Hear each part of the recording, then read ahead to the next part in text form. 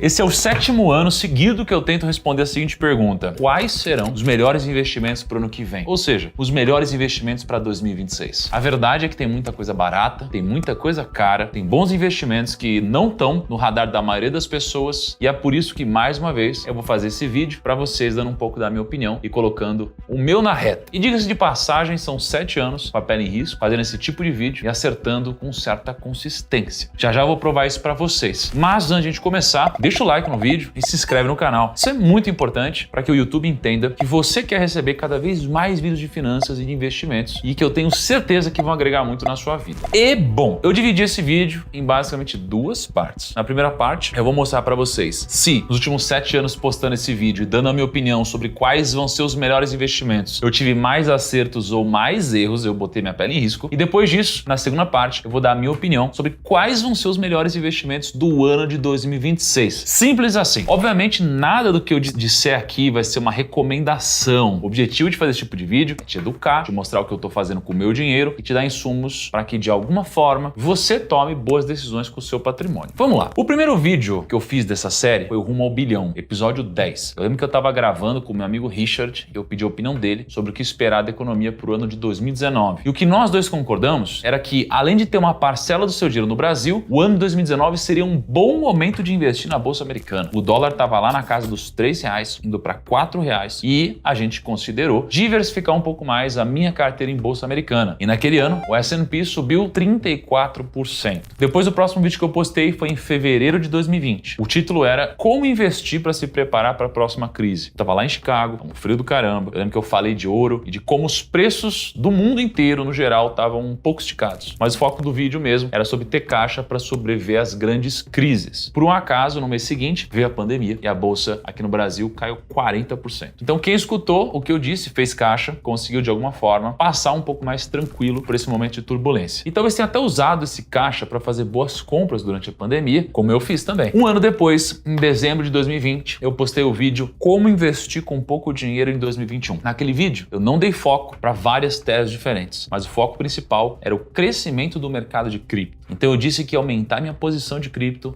em 2%. No meu caso, eu vou ter de 1 a 2% da minha carteira em criptomoedas, talvez um pouco mais. E naquele ano, o Ibovespa ficou negativo, os fundos imobiliários ficaram negativos, o CDI estava na casa dos 4% e o Bitcoin subiu mais de 70%. Mais uma vez, eu consegui aproveitar essa alta das criptomoedas. No ano seguinte, em dezembro de 2021, eu postei o vídeo Melhores Investimentos para 2022. E esse vídeo aqui, ao contrário dos anteriores, foi um vídeo com uma opinião um pouco mais blasé, digamos assim. Eu não cravei nada na pedra, mas eu disse que por conta da inflação que estava subindo, provavelmente o juros subiria e que você deveria investir de uma forma anticíclica. A taxa Selic realmente subiu, acabou que o ano de 22 foi péssimo para o mercado no geral. O Ibovespa ficou de lado, o IFIX de lado, o S&P caiu e o Bitcoin caiu. E o único vencedor foi o CDI. Mas é difícil apostar na alta do CDI, né? De uma forma que não seja comprar algo pós-fixado. Em dezembro de 2022, de novo eu coloquei minha pele em risco, eu postei o vídeo Onde Investir em 2023. Naquele vídeo a minha tese era da Bolsa Brasileira. Eu disse que o PL da Bolsa estava 40% abaixo da média histórica, que os fundos imobiliários estavam baratos e também estava bastante otimista com cripto. E naquele ano, o Ibovespa subiu 22%, o IFIX subiu 15% e Bitcoin subiu mais de 100%. Em dezembro de 23, eu postei o vídeo Melhores Investimentos para 2024 e assim como o vídeo de 2022, esse também foi um vídeo sem muitas teses diferentes. Falei da ARK, falei sobre a diversificação, mas também falei do halving do Bitcoin e como historicamente, 6 meses depois do halving, o BTC atinge o all-time high e dito e feito, o BTC atingiu as máximas do ano de 24, subiu mais de 160%.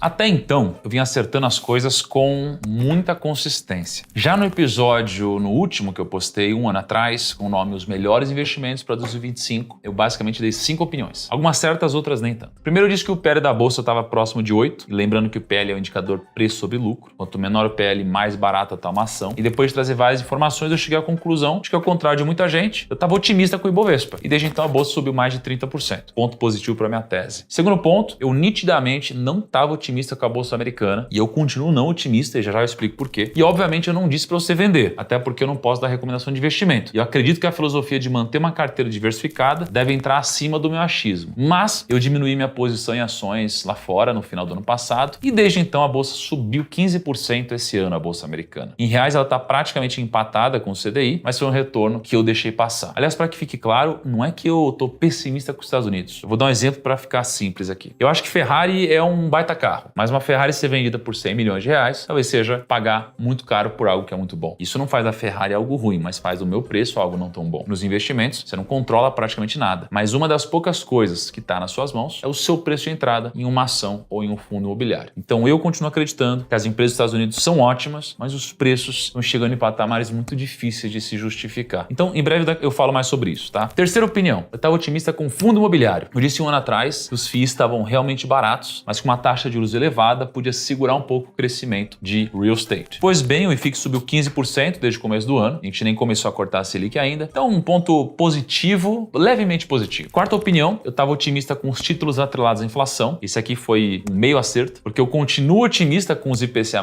inclusive é uma das minhas maiores posições da minha carteira pública, só que na época eles estavam pagando IPCA mais 6,5 e hoje eles estão pagando um pouco mais, por volta de IPCA mais 6,8. Como é uma tese de médio e longo prazo e não uma aposta para o ano seguinte, então essa eu vou dar com um ponto neutro, por mais que seja hoje uma das maiores rentabilidades da minha carteira. Nesse ano aqui eu estou ganhando mais ou menos 23% só no IPCA mais de 2065, que é a minha maior posição na carteira. E a quinta opinião do vídeo do ano passado foi o Bitcoin. Eu disse que era impossível cravar qualquer coisa sobre Bitcoin. Na verdade é sempre bem difícil de cravar algo em criptomoeda, mas eu disse que todos os investidores deveriam ter uma pequena parte da carteira em cripto. Eu não cravei se ia subir ou cair, mas como composição de carteira, você deveria ter uma parte do seu patrimônio. O Bitcoin chegou a subir mais de 30% e bater as máximas históricas em 120 mil dólares, mas logo depois começou uma sequência de quedas poderosas. E desde o começo do ano, o Bitcoin está numa queda de quase 10%. Mas se era 1% ou 2% da sua carteira, provavelmente não fez muitas cócegas no seu patrimônio. Dá para dizer então que, mais uma vez, eu acertei alguns dos meus pitacos. Eu acertei ações e FIIs que subiram, errei no S&P, que continua subindo, que eu acho que está caro ainda, e o Bitcoin IPCA+,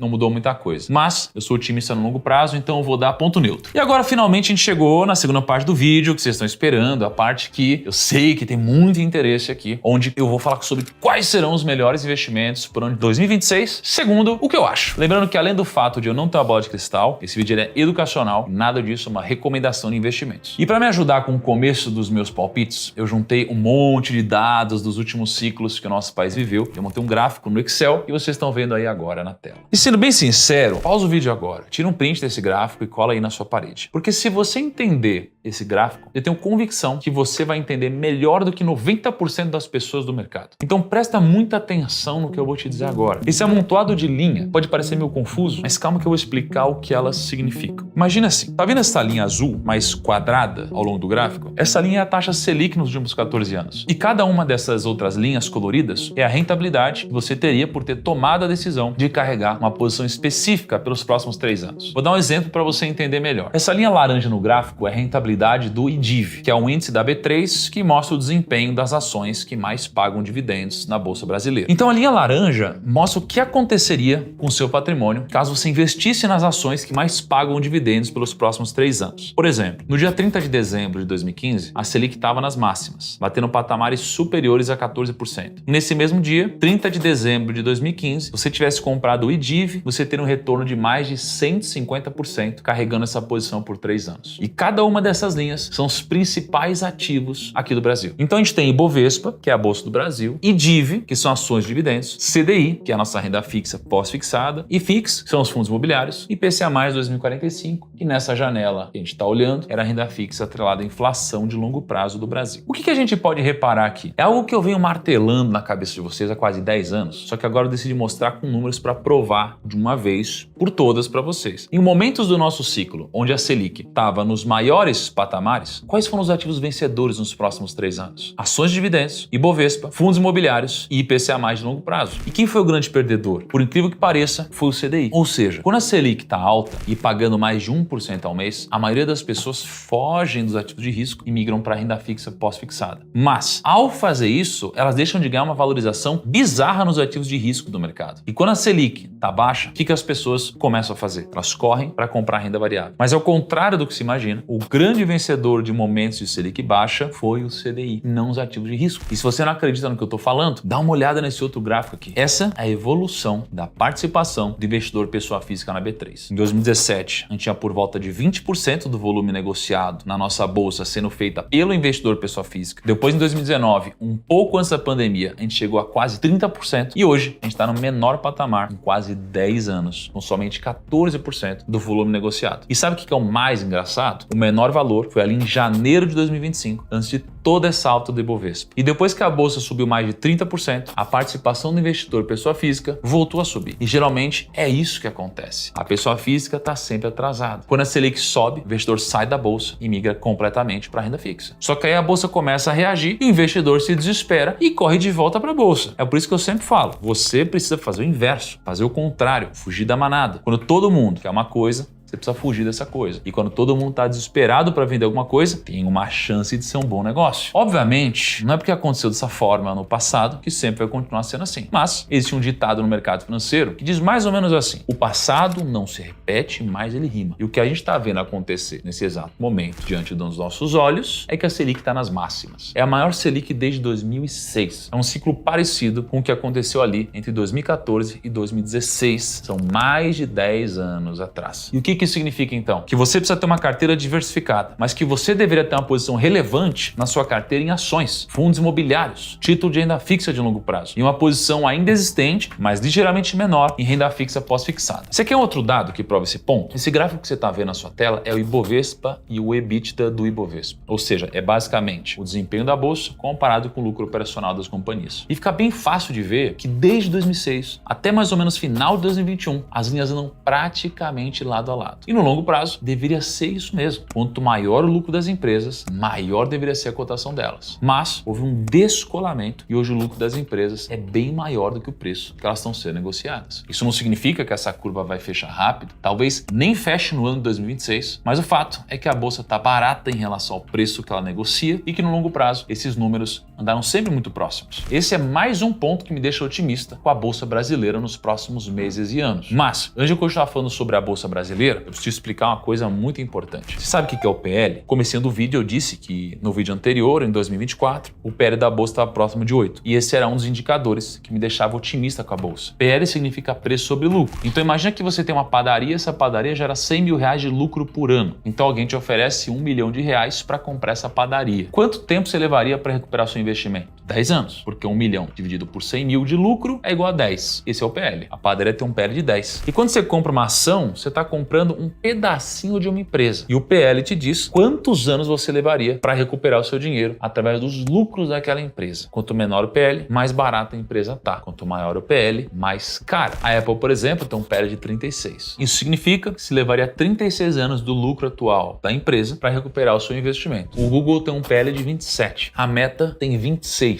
E o Ibovespa, o PL médio das empresas na nossa bolsa hoje, está perto de 10 vezes o lucro. A gente está nos aproximando da nossa média histórica, mas a gente ainda está muito abaixo do último pico que a gente teve lá em 2018. Então, não todas, mas várias empresas brasileiras estão baratas. Estão sendo negociadas com muito desconto. E sabe qual é o mais interessante? As empresas brasileiras não pararam de crescer desde 2018. Muito pelo contrário, as empresas estão lucrando mais, mas as ações estão sendo negociadas por menos. Isso não faz sentido, né? Mas, na verdade, sim, faz sim. Por quê? Porque quando a Selic está em 15% ao ano, muita gente prefere deixar o dinheiro rendendo na renda fixa do que arriscar na bolsa. É só se olhar para as manchetes que tem saído por aí de recorde de captação dos fundos de renda fixa. E é exatamente por isso, historicamente, quando a Selic está no topo, quem compra ações costuma ter retornos excelentes nos anos seguintes. É aquele famoso ditado: passarinho que chega cedo, bebe água limpa. E no mercado, quem chega antes da festa acaba surfando uma onda muito maior depois. É por isso que eu estou sim otimista com o Ibovespa para o ano de 26 e também para os próximos anos. E se lembra que logo no começo do vídeo eu falei que, ao contrário da bolsa aqui do Brasil, eu não estava tão otimista assim com a bolsa americana? Esse gráfico prova um pouco do meu ponto. Esse é um estudo do Bank of America, que é um dos maiores bancos do mundo, e quem compara o preço das ações dos mercados emergentes contra o preço do mercado das ações americanas, mercados emergentes somos nós, junto com a Rússia, Índia, África do Sul, México e mais alguns países. Então, quanto mais para baixo aquela linha do gráfico, mais caro está o mercado americano e mais barato está o nosso mercado. E quanto mais para cima, mais caro o emergente e mais barato o americano. E mais uma vez fica muito claro nesse gráfico que o mercado emergente está completamente esmagado em relação ao americano. É o menor valor em mais de 20 anos. E 3 coisas podem acontecer aqui. Primeiro, os emergentes podem continuar esmagados e desvalorizados frente aos Estados Unidos. Segundo, o mercado americano vai desvalorizar, esse gráfico vai corrigir para a média. E terceiro, o mercado emergente vai valorizar, esse gráfico vai corrigir para a média. Ninguém tem bola de cristal para prever o futuro, mas está ficando impossível de justificar os preços do mercado americano. O próprio Warren Buffett criou um indicador que provou o quão bizarro bizarro estão os preços lá fora. Esse aí na sua tela é o Buffett Indicator. Deixa eu te explicar o que é isso de forma bem simples. O Buffett Indicator compara o valor total das ações de um país com o tamanho da sua economia. Nesse caso, o PIB americano. Por exemplo, se as ações todas juntas têm um valor de mercado de 10 trilhões de dólares e a economia gerou 10 trilhões de dólares no ano, então o Buffett Indicator é de 100%. Não é um indicador perfeito, porque ele compara fluxo com estoque, então são conceitos diferentes na economia, mas em momentos que as ações valem muito mais que o PIB, é sinal de que a bolsa pode estar cara. E olha onde que a gente está agora, 224%. Isso significa que o valor de todas as empresas listadas na bolsa americana vale mais que o dobro de toda a economia dos Estados Unidos. Isso daqui é um recorde histórico. É maior que a crise da bolha.com no começo dos anos 2000, maior que a crise de 2008, maior que a pandemia. E para você ter uma ideia, quando esse indicador passou de 120%, o próprio Buffett considera que o mercado está caro. E hoje a gente está em 224%. Cara, olhando para esses números, eu já tô, né? Bem preocupado. Tem algo aqui que não está cheirando bem. E não é somente o Buffett Indicator que está apontando para uma recessão na economia americana. Além de tudo que eu trouxe até aqui, tem outro indicador que me deixa ainda mais preocupado. E esse indicador, historicamente, nunca falhou em prever recessões dos Estados Unidos. Eu estou falando da inversão da curva de juros americana. É um indicador bem técnico, mas eu vou tentar mastigar para que você possa entender com 100% de clareza. Pensa no seguinte, a curva de juros é basicamente um gráfico que mostra quanto o governo americano paga de juros para quem empresta dinheiro para ele em diferentes prazos. Normalmente, quanto maior o prazo, maior o juro. Por exemplo, se você empresta dinheiro para o governo por 3 anos, ele te paga 4% ao ano. Se você empresta por 10 anos, ele te paga 5% ao ano. Isso faz sentido, não é? Porque quanto mais tempo você fica sem o seu dinheiro, maior o seu risco. Então você exige um juro maior. Então prazos curtos geralmente pagam menos, prazos longos pagam mais. Essa é a curva normal. Mas de vez em quando algo estranho acontece. Os juros de curto prazo ficam maiores que os juros de longo prazo. Aí a curva inverte. E sabe o que acontece historicamente toda vez que a curva inverte? Vem uma recessão. Todas as recessões dos últimos 50 anos nos Estados Unidos foram precedidas por uma inversão da curva de juros. A recessão de 90, a curva inverteu antes. A de 2001 com a bolha.com, a curva inverteu antes. A de 2008, subprime, a curva inverteu antes. A de 2020 na pandemia, a curva inverteu antes. Sem exceção. E sabe quando a curva inverteu dessa vez? Em outubro de 2022. Ou seja, há mais de 2 anos atrás. Esse gráfico que vocês estão vendo aí é a taxa de juros de 10 anos dos Estados Unidos, menos a taxa de juros de 2 anos. E em 2022 a taxa inverteu. O mercado passou a exigir um juros maior no curto prazo em relação ao longo prazo. E, historicamente, a recessão costuma chegar entre 6 e 18 meses depois dessa inversão. Só que dessa vez, a recessão não aconteceu. Pelo contrário, a economia americana continuou crescendo, o desemprego continuou baixo, as empresas continuaram lucrando. E mais bizarro ainda, a curva permaneceu invertida por mais de 2 anos. Isso é algo inédito nos últimos 50. Então surgem 2 teorias. A primeira teoria, dessa vida é diferente, o indicador falhou, a inversão da curva não funciona mais. E a segunda teoria, a recessão ainda está vindo, só que está demorando mais do normal. E sinceramente, não dá para saber qual das 2 teorias está certa, mas olhando pelo preço do mercado americano, para o Buffett Indicator em 220%, isso somado à inversão da curva de juros há mais de 2 anos, parece que a situação está realmente azedando por lá. Eu não estou dizendo que você deve vender tudo e sair correndo, mas eu estou dizendo que é hora de ter cautela e não ficar overexposed no mercado americano, de não colocar todo o seu patrimônio lá, achando que vai subir para sempre. E eu acho que não é somente eu que estou achando tudo isso estranho. A Berkshire Hathaway, a empresa do Warren Buffett, acabou de fazer o maior valor de caixa da história, 388 bilhões de dólares. Deixa eu colocar isso em perspectiva para você. Isso é equivalente ao PIB inteiro da Dinamarca. E sabe o que é mais interessante? O Buffett não parece estar acumulando esse dinheiro porque ele simplesmente quer. Ele está acumulando porque ele não está encontrando nada muito descontado para comprar. No ano passado, ele vendeu mais de 134 bilhões de dólares em ações. Ele comprou apenas 9 bilhões. Ele reduziu 67% da posição em Apple, que era a maior posição dele. Ele vendeu grande parte das ações do Bank of America que ele tinha. Ele vendeu ações da Coca-Cola, da Chevron, do American Express, enfim, de várias empresas. O homem que construiu uma fortuna de 150 bilhões de dólares comprando empresas quando elas estavam baratas, que sempre defendeu que ações eram o melhor caminho para se construir riqueza, simplesmente parou de comprar. Isso deveria ao menos te fazer refletir um pouco sobre o caminho que o mercado de ações americano está seguindo. E não é só o Buffett que está preocupado. O Bank of America faz uma pesquisa todo mês com gestores de fundos, pessoas que administram bilhões de dólares. E sabe o que a pesquisa de novembro de 2025 mostrou? Que 53%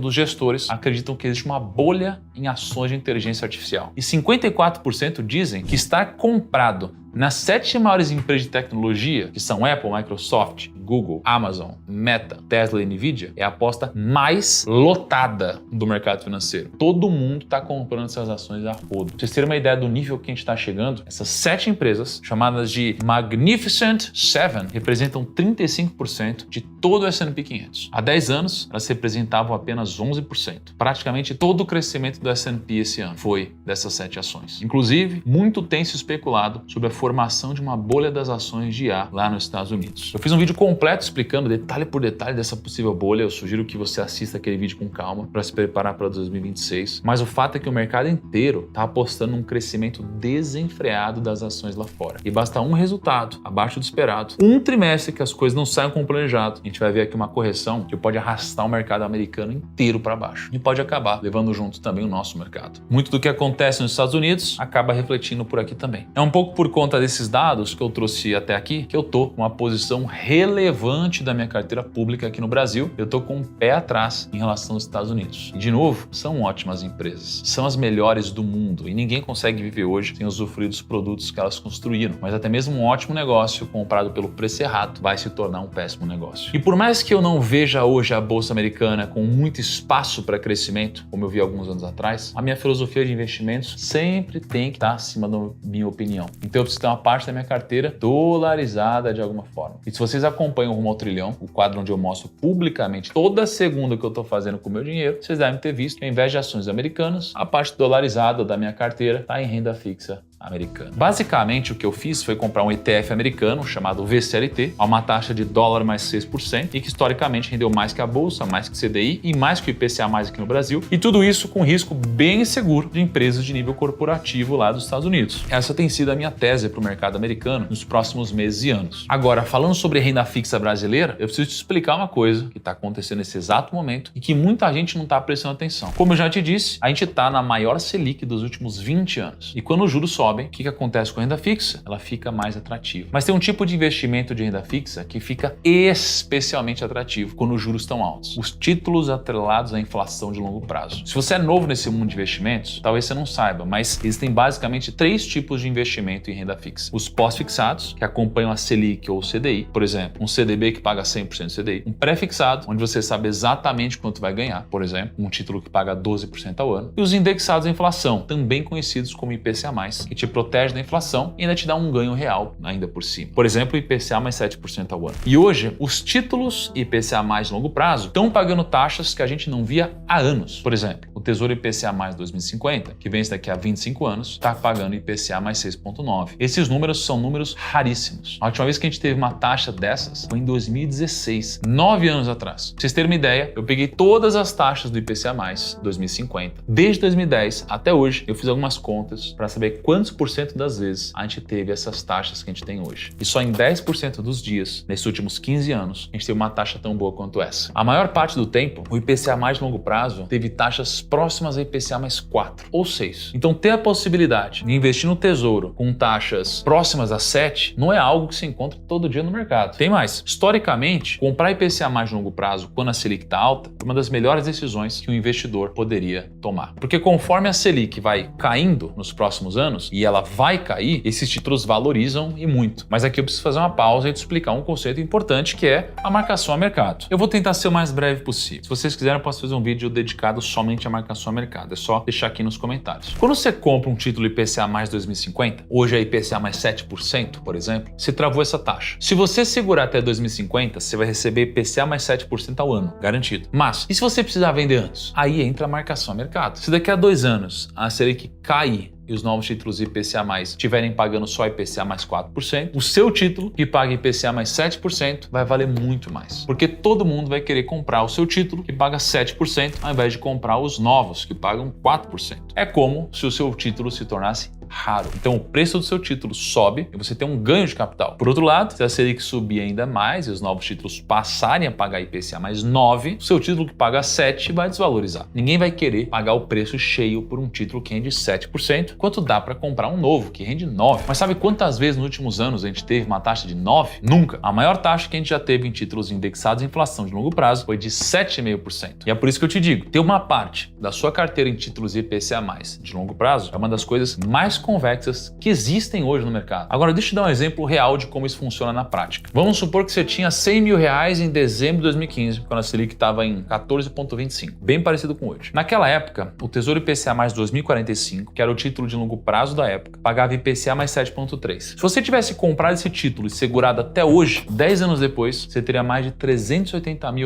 Isso dá uma rentabilidade de mais de 280% em 10 anos. E o CDI, no mesmo período, rendeu cerca de 165. Então, quem comprou IPCA mais longo prazo, quando a Selic estava alta, ganhou muito mais que quem ficou somente no CDI. Esse é o tipo de oportunidade que aparece uma vez a cada década. A gente está vivendo uma delas agora. Mas tem um detalhe importante que eu preciso te contar. Quando você investe em IPCA mais de longo prazo, você precisa estar preparado para ver o seu investimento oscilar no futuro. Tudo indica que no começo de 2026 a gente vai ter o início do ciclo de cortes da Selic. Só que em 2026 vai ser ano de eleição. E aí, se as coisas começarem a desandar mais e a Selic voltar a subir, aí seu título vai desvalorizar muito. Mas se você tem um horizonte de longo prazo, essas oscilações não importam, porque no vencimento você vai receber IPCA mais 7. Essa é uma posição extremamente volátil. Em alguns casos a volatilidade é maior até mesmo que a volatilidade do Bitcoin, mas se você tem estômago, travar uma taxa de 7% hoje é excelente. Inclusive, eu mesmo venho fazendo isso com parte do meu patrimônio. E se você me acompanha no rumo ao trilhão, você deve ter visto que eu vim investindo bastante no Renda Mais 2065, que hoje é o título indexado à inflação com maior vencimento disponível no Tesouro. Quanto maior o prazo, mais volátil se torna aquele título e maior se torna o efeito da marcação a mercado, caso dê tudo certo. Agora, se você quiser um conteúdo ainda mais profundo e mastigado, eu te convido a conhecer o do Mil ao Viver de Renda. Pela primeira vez, eu e meu sócio, Bruno Perini, a gente se uniu para oferecer o maior pacote educacional da história do Grupo Primo e agora você pode comprar 17 produtos pagando apenas o preço de um. Então você vai ter acesso à minha mentoria do Meu Milhão, ao curso Verde Renda do Bruno Perini e ainda leva outros 15 produtos do Grupo Primo. E o melhor, você ainda pode presentear alguém que você ama para que você possa construir o seu legado e ajudar os seus filhos a investir também. Porque você vai comprar um acesso a tudo isso e ainda vai ganhar de graça um segundo acesso a todos os produtos digitais desse pacote. Então você paga um e leva dois. E um PS, se você entra no do Mil ao Viver de Renda, você vai ter acesso a um ano de Finclass. E na Finclass você tem acesso a uma carteira completa de fundos imobiliários que te dizem exatamente quando comprar, por qual preço e quando vender. É literalmente copiar e começar a receber dividendos. Agora vamos falar de outra coisa que eu venho comprando com bastante frequência na minha carteira nos últimos meses, que são os fundos imobiliários. O IFIX, que é o índice dos FIIs, subiu 17% em 2025. Foi o melhor ano desde 2019. E sabe por quê? Por dois motivos principais. Primeiro, os FIIs estavam muito baratos no final de 24, tão baratos que mesmo com a Selic alta eles subiram. E segundo, os fundamentos do mercado imobiliário melhoraram muito. Os fundos imobiliários de logística, aqueles que investem em galpões, estão com vacância de apenas 7%. É a menor taxa de vacância da história. A vacância dos fundos de laje corporativa também estão melhorando. Pra vocês terem uma ideia, a vacância das lajes corporativas em São Paulo está no menor nível desde 2020, antes da pandemia. Parece que as empresas estão abandonando um pouco o modelo home office e elas estão voltando para o escritório. Os fundos imobiliários dos shoppings continuam resilientes e com uma vacância bem controlada em torno de 4%. E pelo menos no curto prazo, parece que esse cenário não vai mudar. O brasileiro realmente gosta de ir no shopping, não só para comprar, mas também para passear, comer e se divertir. E tem os FIIs de papel, aqueles que investem em CRIs, que são recebíveis imobiliários. Esses são mais arriscados, mas pagam dividendos maiores, justamente porque eles investem em dívidas de incorporadoras e construtoras e quando você empresta dinheiro, você recebe juros. Só que tem um risco. Se a incorporadora quebrar, você pode perder parte do dinheiro. Por isso, esses fundos pagam mais, para compensar o risco. Mas se você escolher fundos bem administrados, que investem em boas empresas, o risco diminui bastante. E aqui tem um detalhe importante. O dividend yield médio do IFIX está em 11,6% ao ano. E talvez você olhe para esses números e pense, pô, primo, vale mais a pena deixar esse dinheiro no CDI, rendendo 15% ao ano e sem risco. E é verdade, eu concordo. Mas quem garante que essa taxa vai permanecer assim por muito tempo? E se a Selic realmente cair no começo de 26? E se em 2027 a Selic voltar para baixo de 10%? Você vai ter comprado fundos imobiliários que estão pagando praticamente 12% isento de imposto de renda. E tem mais, né? Os FIIs estão sendo negociados com desconto. O IFIX está negociando a 0,86 vezes o valor patrimonial. Isso significa que você está pagando 0,86 por cada R$1 de imóvel que o fundo possui. É um desconto de 14%. Então você tem FIIs pagando quase 12% de dividendos, negociando com 14% de desconto e com fundamentos da economia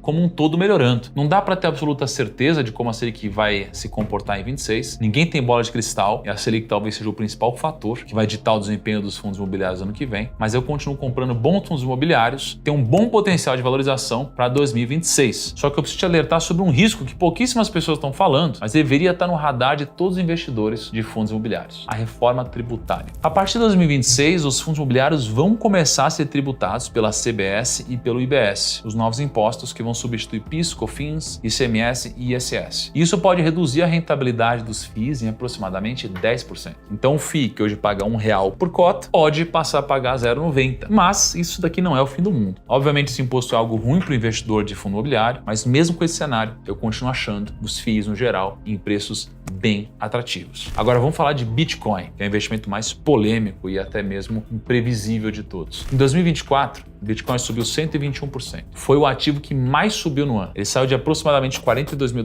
no começo de 24 para $122 mil em julho de 25. Só que depois começou um show de horrores e o Bitcoin caiu quase 40% nos últimos meses. A gente está na casa dos $80 mil. Então a pergunta que todo mundo quer saber é: será que ainda vale a pena investir em Bitcoin agora? E para tentar responder essa pergunta, vamos olhar para alguns fatos. Em 2024 aconteceu o halving do Bitcoin. O halving é quando a recompensa que os mineradores recebem por validar as transações é cortada pela metade. De 6,25 Bitcoins por bloco, passou para 3,125 Bitcoins. Isso acontece a cada 4 anos. Historicamente, entre 12 e 18 meses depois de cada halving. O Bitcoin atingiu novas máximas históricas e no primeiro halving em 2012, o Bitcoin subiu 8.000% nos meses seguintes, né? No segundo halving em 2016 subiu 284%. No terceiro em 2020 subiu 559%. E o quarto halving foi em abril de 24. E mesmo com a queda recente, o Bitcoin já atingiu a máxima histórica acima de $120 mil em julho de 2025, cerca de 15 meses depois do halving. Então, nesse sentido, o ciclo já cumpriu o esperado. Só que tem um fator novo nesse ciclo que não existia nos anteriores e que pode mudar a forma como o Bitcoin vai se comportar nos próximos anos, que é a adoção institucional. Os ETFs de Bitcoin nos Estados Unidos acumulam mais de $54 bilhões